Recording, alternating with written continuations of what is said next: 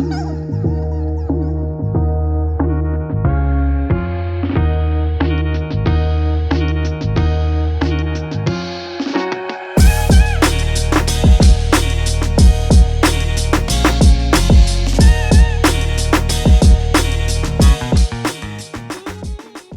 to the Steel Men Podcast, where we take a 15-minute look at a news story and try to have an honest conversation about it.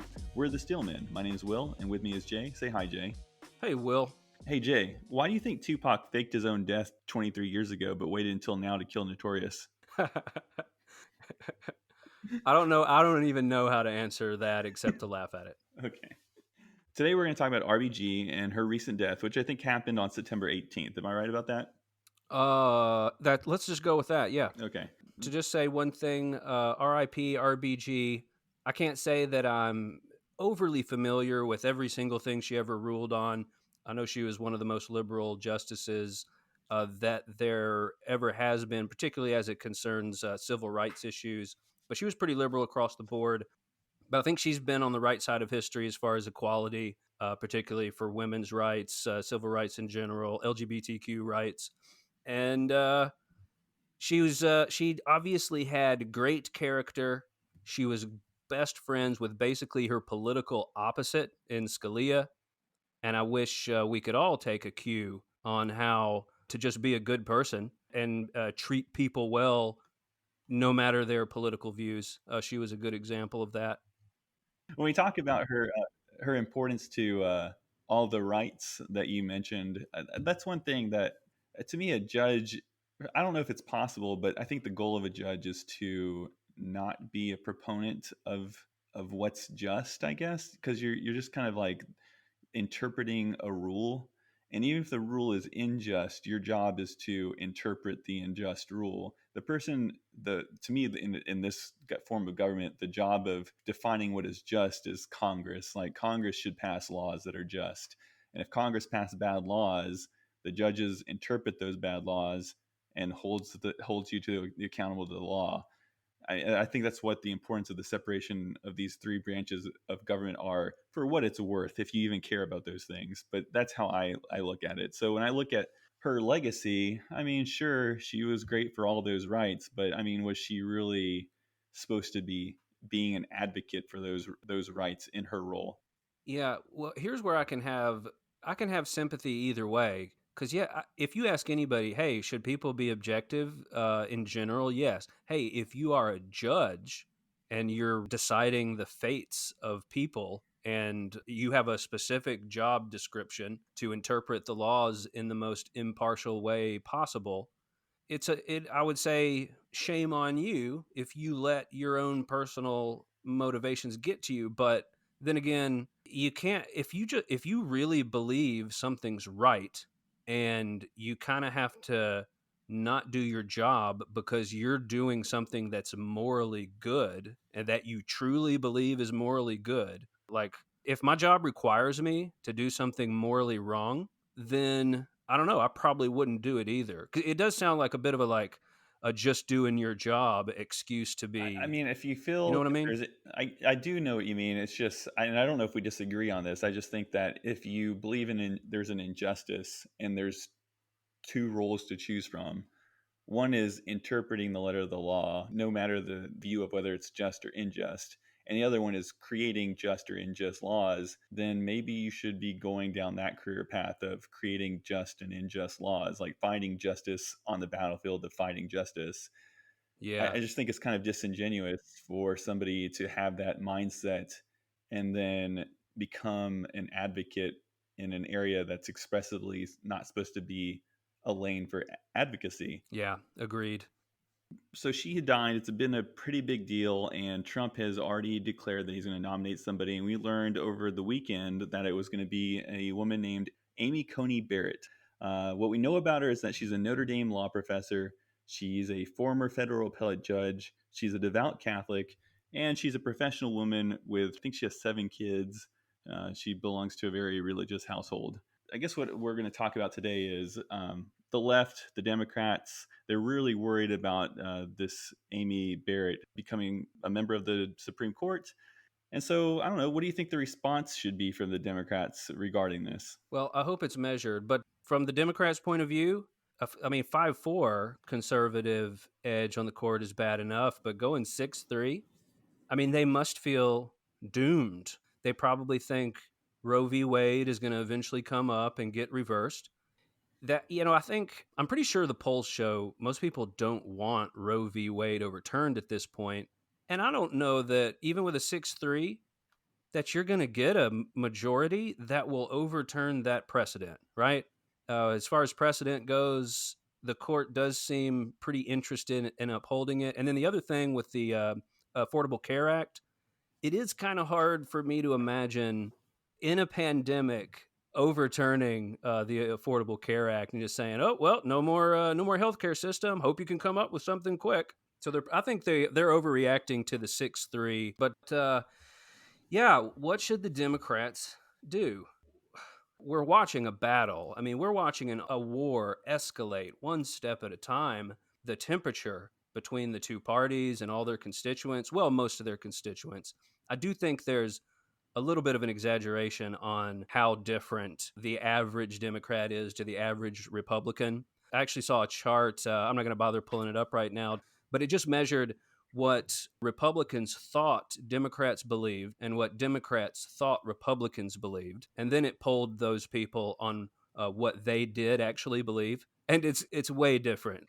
Everyone on the right thinks that any Democrat is a far left totalitarian communist, basically, and everybody, all the Democrats think every Republican is this far right, alt right, white supremacist fascist. It's like, but we definitely are splitting apart. Like we're heading towards the most extreme end, which to me, it's a bigger problem than any particular stupid thing either party thinks is important. So in that spirit, what I hope the Democrats do is take a breath, let the conservative court have this 6-3 lean and take the L on it.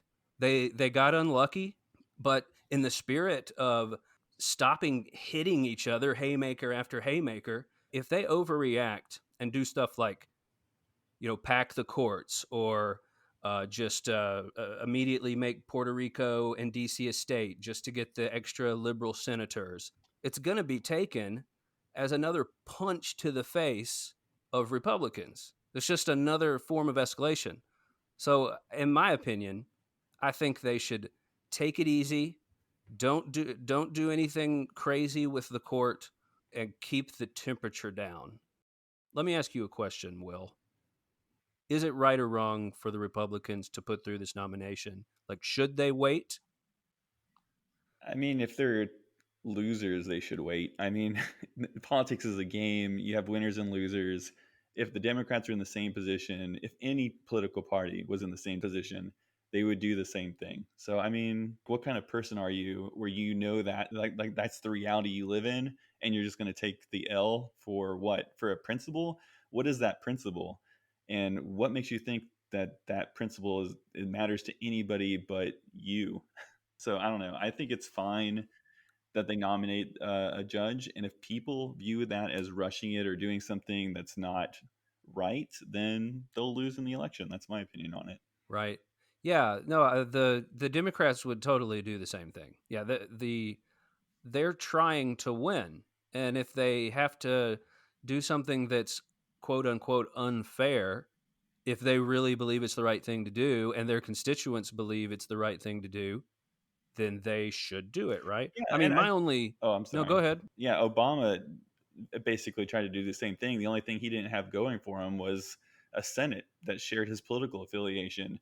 But he was basically trying to do it. He wanted the Republicans to hold the hearings, and then if they would have held the hearings, then I'm sure the Democratic Party, Obama, the media would be like, "Hey, anytime we do a hearing, it's basically you just basically give them the rubber stamp, except for that Bork case. But other than that, rubber stamp it." So they were basically trying to do the same thing. They just didn't have everything going for them like the Republicans do now. Yep. And so from that perspective, from like the logical, rational perspective of a partisan to advance their agenda, yeah, we agree. Of course they should do it. If you think something is the right thing to do, but you're pissing people off to do it, then you don't worry about pissing people off. Do you think, in the spirit of democracy, do you wish they would wait for the sake of letting the people decide the president and Senate in this election and then decide the all important judge that's going to be there for decades? I'm all about compromise. So I think what should happen is that the Republicans should get their way, and that Trump should lose the election. And I think that's a fair compromise. And then from there, we can move on as a country. Yeah. Here's something else I wanted to talk about. So there are some things that the Democrats could do if they do win the election in the Senate to get their way. And I think you can make the same argument about, hey, if you truly believe in one thing or another, and in this case, if you believe in the liberal agenda or the conservative agenda, that it doesn't matter what precedents there are. Like if there are all these informal rules that Congress has been using, and it makes me wonder, why are they informal? Like, if they're important, if everyone should abide by them, then put them into damn law. So, in some sense, I kind of think if you're the Democrats, then why not pack the court? Why not add two more Supreme Court members? Because hey, why should only 9 people decide the validity of legislation for 300 plus million people? Like if the country isn't 60 something percent conservative and 30 something percent liberal, why should the Supreme Court be made up that way? Yeah, I'm getting to the point where I just don't care. Like they could put 35 people on the court. To me, this is just like a sign of what's wrong with a democracy. We live in a country that we celebrate because it tried not to be a democracy. It tried to be a republic. So I don't know. I feel like we're reaching that point in history where the last vestiges of us being a republic are quickly being torn down by people. And give them what they want. Let the country become a democracy, and I think bad things will happen. But lessons only are learned temporarily by bad things happening. Let me ask you this: like, if you could change one thing about like the 3 branch government that would put it in a direction that you yourself would find fair and favorable. I don't know. Is there anything that you can think of where you're like, if they would just do this and this, we wouldn't be in such a contentious situation where everyone hates each other? That's a good question. So my obviously, who I am. I am just in favor of getting rid of this system. Like I'm not. I don't think a democracy or a dying republic is worth saving. Like it's not my form of government. I think it's unjust. But if I had to pick something, I guess term limits, and I mean like severe term limits. Like you can only run once. If you can somehow prevent there being a political class at all, I think that would be better for the country. Yeah. And I know the counter arguments like, oh, you need people and experience to be able to run the country. I think that's the problem. Like creating a whole class that survives on there being this mechanism of power to control people is a huge issue. And so maybe you could devise some sort of term limit to prevent that from happening. Yeah. I have to agree that part of the problem is that there's all this interpersonal conflict between Senate Republicans and Democrats. And in the House, I mean, we focus on the Senate. Most of the contention, I think, is in the Senate. But yeah, I mean, Democrats at this point, they just hate Mitch McConnell. And Mitch McConnell hates them right back. It does feel like it's more like revenge. Like the winning the fight for them between each other seems more important to them than governing well. But I want to answer my own question, actually. So for me, term limits sound great. I would do that too. I would say, let's keep them, I don't know, you could give them 2 or 3, but you shouldn't be able to stay in there so long that it becomes just a normal job to you. I would want people in there who really want to get stuff done and know they have a limited time to do it.